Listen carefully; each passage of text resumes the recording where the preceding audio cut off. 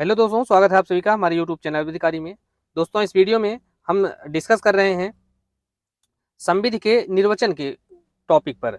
इसके पहले के वीडियो में हमने निर्वचन किस प्रकार से किया जाता है, निर्वचन के कौन कौन से नियम हैं, भारतीय संविधान का निर्वचन किस रूप में किया जाएगा, निर्वचन करते समय कौन कौन से सिद्धांतों का निर्वचन सुप्रीम कोर्ट के द्वारा किया जाता है, उसमें क्या प्रक्रिया अपनाई जाती है, इन सब बातों को हम पहले के वीडियो में डिस्कस कर चुके हैं। अब इस वीडियो में हम जो विधि होती है उसकी प्रकृति क्या होती है, अर्थात विधि कितने प्रकार के होते हैं और उनका निर्वचन कैसे किया जाएगा, इन सब बातों को जो है स्पष्ट करेंगे। और जो निर्वचन के लिए जब विधियों का वर्गीकरण किया जाता है तो उसके अंतर्गत बहुत सारी जो विधियां हैं उनका वर्गीकरण कई रूप में किया जाता है। तो उन सबको हम यहाँ पर देखते हुए आगे बढ़ेंगे और कोशिश ये रहेगी कि इसको आसान भाषा में आपको समझा सकें। तो आइए हम प्रारंभ करते हैं इस वीडियो को और देखते हैं कि यहाँ पर जो निर्वचन है उसके क्या प्रकार हैं। तो लोक और निजी कानून, अर्थात जब निर्वचन करते हैं हम विधियों का, तो निर्वचन करते समय हम विधि को दो प्रकार से डिवाइड करते हैं, जो प्राइवेट जो विधियां हैं और पब्लिक जो लॉ हैं। तो इनका जो है हम निर्वचन किस प्रकार से करते हैं। तो लोक नीति से संबंधित कानूनों को या विधियों को लोक अधिनियम कहा जाता है और ये विधियां स्थानीय, व्यक्तिगत या सामान्य प्रकृति के हो सकते हैं। लोक अधिनियमों को न्यायालय में औपचारिक रूप से सिद्ध करने की आवश्यकता नहीं होती है, क्योंकि उसको संसद या विधानमंडल के द्वारा बनाया गया होता है। और आपराधिक विधि, संवैधानिक विधि, प्रशासनिक विधि या सार्वजनिक अंतर्राष्ट्रीय विधि लोक कानून के अंतर्गत माने जाते हैं। अब उसी प्रकार से आप निजी कानून क्या होते हैं, अर्थात प्राइवेट जो इंस्टीट्यूट होते हैं वह क्या होते हैं। तो जो निजी कानून होते हैं वे कुछ ही व्यक्तियों, कुछ समुदायों या कुछ संस्थाओं से संबंधित होते हैं। उन्हें न्यायालय में सिद्ध करने के लिए या तो शासकीय अधिकार या उन्हें पारित करने वाले विधानमंडल के अधिकारी के द्वारा प्रमाणित प्रतिलिपि प्रस्तुत करनी होती है। अर्थात यह सर्वमान्य नहीं होता है, बल्कि उनको सिद्ध करना होता है कि हाँ, इस विषय पर यह कानून बनाया गया है। यह प्रथा पहले यह थी कि निजी विधि को लोक विधि का अपवाद मानकर उनका कठोर निर्वचन किया जाता था, परंतु अब यह प्रचलन समाप्त हो रहा है। इसके बाद जो है जो दूसरा वर्गीकरण है वह किया जाता है संवैधानिक और साधारण विधि में। तो संवैधानिक विधि अर्थात जो देश का सर्वोच्च विधि होती है, और साधारण विधि अर्थात जो अन्य विधियां देश के अंतर्गत प्रचलित होती हैं, इन विधियों के रूप में वर्गीकरण के कर करके और जो इन विधियां हैं इनका निर्वचन किया जाता है। तो संवैधानिक विधि से क्या तात्पर्य है, को किसी राज्य की उस मौलिक और सर्वोपरि विधि से है जो अपने राज्य और सरकार की प्रकृति, सरकार के विभिन्न अंग, उनके गठन, शक्ति, कार्य तथा आपसी तथा आम जनता से उनके संबंधों के बारे में वर्णन करती है। तो इसको आप उस उदाहरण से समझ सकते हैं कि जो देश का संविधान होता है वही क्या है, संवैधानिक विधि कहलाता है। अन्य जो सभी विधियां होती हैं वह संवैधानिक विधि से अपनी मान्यता प्राप्त करती हैं। वे संविधान के प्रतिकूल नहीं हो सकती, अर्थात संवैधानिक विधि के प्रतिकूल नहीं हो सकती, उसके उद्देश्यों के विपरीत नहीं हो सकती हैं। और आगे देखते हैं कि सामान्यतः संवैधानिक विधि का निर्माण संविधान सभा के द्वारा किया जाता है, जबकि जो लोकल लॉज होते हैं उनका निर्माण विधानमंडल या कार्यपालिका के द्वारा किया जाता है, जो सार्वभौम हो भी सकता है और नहीं भी हो सकता है। तो साधारण विधियों का निर्वचन संवैधानिक विधि के अनुकूल किया जाता है, अर्थात उसके अनुसार किया जाता है, उसके विपरीत नहीं किया जा सकता है। आदेशात्मक और निर्देशात्मक विधियां अर्थात मैंडेटरी एंड डायरेक्टिव स्टेट्यूट्स। तो इसके अंतर्गत क्या है कि आदेशात्मक विधि को आज्ञात्मक या बाध्यकारी विधि कहा जाता है, अर्थात इसका जो उल्लंघन नहीं किया जा सकता, इसकी जो आज्ञा है उसका पालन करना ही होता है। अगर इसका पालन नहीं किया जाता तो वहां पर जो है दंड का प्रावधान होता है। लेकिन निर्देशात्मक विधि को अनुज्ञापक या अनुज्ञेय विधि कहा जाता है। किसी भी विधि को आदेशात्मक या निर्देशात्मक प्रकृति का निर्धारित करने के लिए न्यायालय को संबंधित विधि की भाषा के साथ साथ उसके प्रति वास्तविक विधायी आशय को समझना आवश्यक होता है। एक विधि आदेशात्मक है यदि वह ऐसा कर्तव्य सृजित करता है जिसका अनुपालन कठोरता पूर्वक हूबहू निर्धारित प्रक्रिया से करना है, और अगर उसका निर्धारण नहीं किया जाता है तो वहां पर जो है दंड की व्यवस्था होती है और उसके अनुपालन के सिवाय कोई और विकल्प नहीं होता है। और दूसरी ओर एक विधि निर्देशात्मक होती है, अर्थात उसमें निर्देश दिया गया होता है केवल, और वहां पर अगर कर्तव्य का अनुपालन सार्थक कर दिया जाता है तो माना जाता है कि उस विधि का पालन किया गया। इसके उदाहरण अगर देखेंगे तो उदाहरण करते में जो है कौन सी विधि आदेशात्मक है, कौन सी विधि निर्देशात्मक है, तो वहां पर जो शब्द का प्रयोग होता है वो 3 प्रकार के शब्द प्रयोग किए जाते हैं, मे, मस्ट, शैल और मे। तो शैल से तात्पर्य क्या होता है कि वह जो है कार्य करना होगा। मस्ट से तात्पर्य यह है कि ऐसा कार्य करना ही चाहिए, उसको आप इनकार नहीं कर सकते। और मे से तात्पर्य क्या होता है कि वह कार्य कर सकता है, अर्थात उसके अंतर्गत कर भी सकता है और नहीं भी कर सकता है। तो आइए देखते हैं मस्ट का तात्पर्य क्या है। इसका प्रयोग निर्विवाद रूप से आदेशात्मक होता है। जहां पर मस्ट लिखा गया है तो जैसे this work must be done, अर्थात यह कार्य अवश्य ही किया जाना चाहिए, यहाँ पर इनकार संबंधित कोई प्रश्न ही नहीं होता। दूसरा शब्द आता है शैल, अर्थात होगा। तो इसका तात्पर्य है कि यह जो प्रावधान है वह प्रथम दृष्टया आदेशात्मक होता है। जैसे भारत का एक राष्ट्रपति होगा, राष्ट्रपति की पदावधि समाप्त होने से पहले नए राष्ट्रपति का निर्वाचन किया जाएगा, दंडित किया जाएगा। इस प्रकार के जो शब्द प्रयोग किए जाते हैं वह इसके अंतर्गत आते हैं। तीसरा शब्द है मे शब्द का अंतर्गत निर्देशात्मक जो है प्रकृति के प्रावधान आते हैं। जैसे आप जा सकते हैं, आप यह कार्य कर सकते हैं, तो कर सकते हैं इसका तात्पर्य है कि आप नहीं भी, अगर चाहे तो करें, चाहे तो न करें। इसके बाद आता है संहिताकारी और समेकनकारी कानून।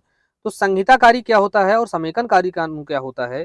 तो संहिताकारी विधि से तात्पर्य उस अधिनियम से है जो किसी निश्चित विषय या उसकी शाखा पर अपने से पहले आसपास बिखरे सभी महत्वपूर्ण लिखित, अलिखित कानून, प्रथा और पूर्व न्यायिक निर्णयों को समाहित करते हुए एक नई संपूर्ण क्रमिक व्यवस्थित और आधिकारिक संहिता के रूप में रचा जाता है। तो संहिताकारी कानून यद्यपि पूर्व विधियों की घोषणा है, परंतु यह उसकी केवल नकल जो है मात्र नहीं है, बल्कि इसमें बहुत कुछ छोड़ा जाता है और बहुत कुछ नया जोड़ा जा सकता है। अब आइए समेकनकारी कानून को देखते हैं।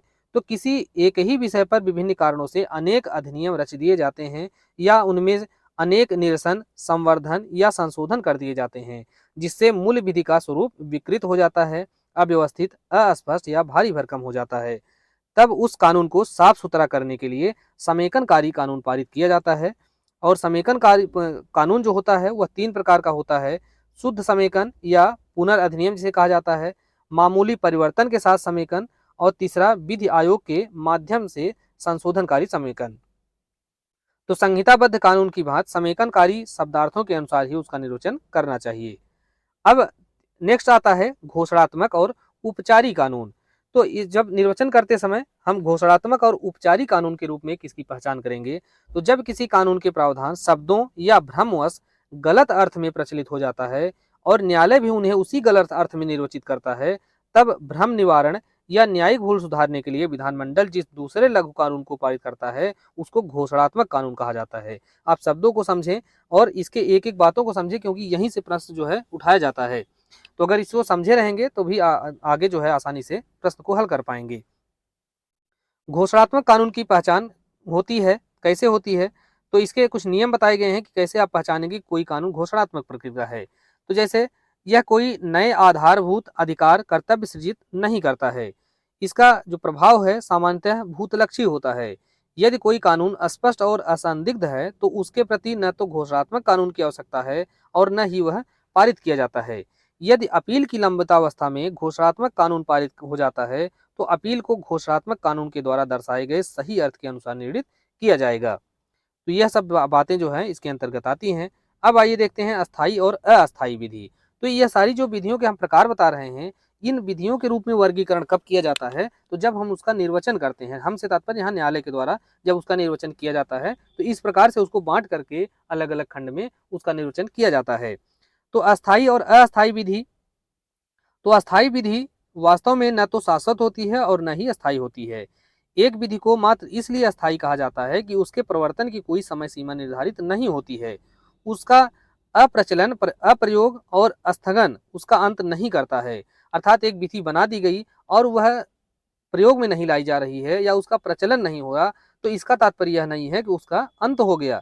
न्यायालय के द्वारा शून्य घोषित किए जाने के बाद भी वह विधि पुस्तक में मृतप्राय रूप में बना रहता है और विधानमंडल घोषणात्मक संशोधन करके उसमें प्राण प्रदान कर सकते हैं या उसमें प्राण डाल सकते हैं, उसको जीवित बना सकते हैं। अस्थायी विधि केवल संशोधन या निरसन से ही समाप्त किए जा सकते हैं। अब देखते हैं अस्थायी विधि। तो अस्थायी विधियां जो होती हैं वह एक निश्चित अवधि के लिए बनाई जाती हैं, निर्मित की जाती हैं, और जब ऐसी निश्चित अवधि बीत जाती है तो वह अपने आप जो है वह प्रभावहीन हो जाती हैं और उसे अपने आप उसे समाप्त हो जाता है, उसका निरसन नहीं किया जाता विधानमंडल के द्वारा। अस्थायी विधि निर्धारित तिथि से पहले भी निरसित की जा सकती है और संशोधन के द्वारा उसकी अवधि भी बढ़ाई जा सकती है, परंतु उसकी अवधि समाप्त हो जाने के बाद उसकी जो अवधि है वह उसको बढ़ाया नहीं जा सकता, उसको प्रभावी नहीं बनाया जा सकता है। और उसके लिए अगर उसको फिर से जीवित करना है तो उसको पुनः अधिनियमित करना पड़ेगा, फिर से नई विधि बनानी पड़ेगी। अब संशोधनकारी और निरसनकारी विधि, तो यह क्या है? तो संशोधनकारी विधि से तात्पर्य ऐसी विधि है जो विद्यमान विधि में कुछ परिवर्तन या निरसन करता है। सामान्यतः अस्थायी संशोधन उसी प्रक्रिया के द्वारा किया जाता है जिसके द्वारा मूल विधि निर्मित की गई हो। संशोधनकारी विधि विद्यमान मूल विधि के सर्वथा असंगत है या उसे प्रभावहीन करने वाला नहीं होना चाहिए, क्योंकि यह मूल कानून में कुछ बदलाव करता है और उसी के साथ उसी की भाषा में पढ़ा जाता है। जब संशोधन का उद्देश्य विद्यमान विधि के प्रावधानों को हटाना, परिवर्तित करना या उनके स्थान पर नया प्रावधान रखना हो, तो वह आंशिक निरसनकारी संशोधन कहा जा सकता है। परंतु जहां संशोधन का उद्देश्य केवल परिवर्धन जोड़ना है, तो उसे निरसनकारी विधि नहीं कहा जा सकता। पूर्ण निरसनकारी प्रावधान उसे कहते हैं जो किसी पूरी विद्यमान विधि को निरसित करता हो। अब आगे देखते हैं दांडिक विधियों का निर्वचन। इसको आप जरूर ध्यान से पढ़िए क्योंकि यह एक लंबा भी है और यहाँ पर दांडिक विधि और टैक्सेशन विधि या कराधान की विधि या कर की विधि, यह दो विधियों से प्रश्न ज्यादा पूछे जाते हैं। तो इनका जो निर्वचन किया जाता है, तो निर्वचन करते समय कौन कौन सी बातों का ध्यान रखना होता है। तो दांडिक विधि से तात्पर्य क्या होता है? तो इसका तात्पर्य है कि अपराध दंड निर्धारण और क्रियान्वयन करने वाली विधियां जो है दांडिक विधियां कहलाती हैं। इसका उदाहरण भारत में आईपीसी है, सीआरपीसी है, एविडेंस एक्ट है, भ्रष्टाचार निवारण अधिनियम है, खाद्य पदार्थ, इस प्रकार से कई सारी विधियां हैं जो कि दांडिक विधि के अंतर्गत आती हैं। इसके बाद कर विधियों से अधिक कठोर निर्वचन दांडिक विधियों का किया जाता है। क्यों किया जाता है? क्योंकि उदार निर्वचन से व्यक्तियों को अनावश्यक ही शारीरिक, मानसिक, मनोवैज्ञानिक या आर्थिक दंड दिए जाने का भय रहता है। आपराधिक वादों में अभियोजन पक्ष राज्य होता है जो राजसत्ता व शासन तंत्र का व्यक्तियों के विरुद्ध दुरुपयोग करता है। और दांडियों विधियों के जो कठोर निर्वचन किया जाता है उसके कुछ नियम बताए गए हैं यहाँ। तो कौन कौन से नियम हैं जो कि दांडिक विधियों के कठोर निर्वचन के लिए आवश्यक हैं? तो इसमें पहला है कि यह उपधारणा की जाती है कि आपराधिक विधियों का निर्वचन संवैधानिक प्रावधानों को प्रतिकूल नहीं होना चाहिए। दूसरी बात यह है कि जब तक किसी व्यक्ति को आपराधिक विधि के स्पष्ट शब्द, तत्वों और प्रक्रिया के अंतर्गत दोष सिद्ध न कर दिया जाए तब तक उसको निर्दोष समझा जाना चाहिए और उसको दंडित नहीं किया जाना चाहिए। तो आप इन एक जो पॉइंट बताए गए हैं खास करके आप इनको जरूर ध्यान रखिए और यहाँ से एक प्रश्न जरूर पूछा जाएगा। इसके बाद आता है तीसरा। तो तीसरा खंड क्या कहता है कि दांडिक विधि या अभियोजन पक्ष के द्वारा दोष सिद्ध में तनिक भी संदेह हो तो संदेह का लाभ किसको दिया जाएगा? अभियुक्त को दिया जाएगा और उसको लाभ दे करके मुक्त कर दिया जाएगा। चौथा खंड कहता है कि यदि किसी भूतलक्षी आपराधिक विधि से अभियुक्त को लाभ मिलता हो या उसकी सजा कम होती हो तो उसे ऐसा लाभ अभियोजन प्रारंभ होने के बाद भी विचारण न्यायालय या अपील न्यायालय को देना चाहिए। पांचवा खंड यह है कि अभियोजन प्रारंभ हो जाने और विचारण न्यायालय के निर्णय के बाद संबंधित दांडिक विधि का निरसन या संशोधन कर दिया जाता है तो वहां पर अभियुक्त का अगर उससे हित हो रहा है तो वाद की अपील, पुनर्विलोकन, पुनरीक्षण के दौरान अर्थात मामले के किसी भी प्रक्रम पर वहां पर उसकी सजा को समाप्त कर दिया जाएगा और उसको छोड़ दिया जाएगा। छठा खंड कहता है कि दांडिक विधियों के कठोर निर्वचन का तात्पर्य यह नहीं है कि अभियुक्तों को शब्द जाल रचने की छूट दी जाए जिससे कि वे अपराध के चंगुल से बच निकलें। उसके बाद आता है सामान्यतः अपराध करने में अपराधी की मानसिक स्थिति अर्थात मेंसरिया होती है, परंतु इस उपधारणा के भी कुछ अपवाद हैं। एक तो लोप के द्वारा अपराध संभव है, दूसरे जन स्वास्थ्य, सुरक्षा, नैतिकता के संरक्षण के लिए कठोर दायित्व वाली और स्पष्ट आपराधिक विधियों की रचना वैध है और इसके अंतर्गत बिना आपराधिक भावना के भी अपराध किया जा सकता है। इसके बाद आता है interpretation of taxing or fiscal statutes अर्थात कर विधियों का निर्वचन। तो इसका क्या अर्थ है? तो इसके अनुसार ऐसी विधियां जो राज्य को विधि बनाकर कर लगाने या कर वसूल करने का अधिकार प्रदान करती हैं, तो उनको कर विधियां कहा जाता है। और जनता का कर्तव्य है कि वह निर्धारित जो कर निर्धारित किया गया है उसका भुगतान करें।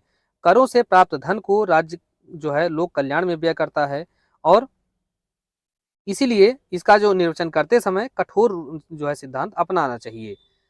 और दांडिक विधियों और कर विधियों के निर्वचन जब किया जाता है तो उसके में अंतर कौन सी बातों का रखा जाता है?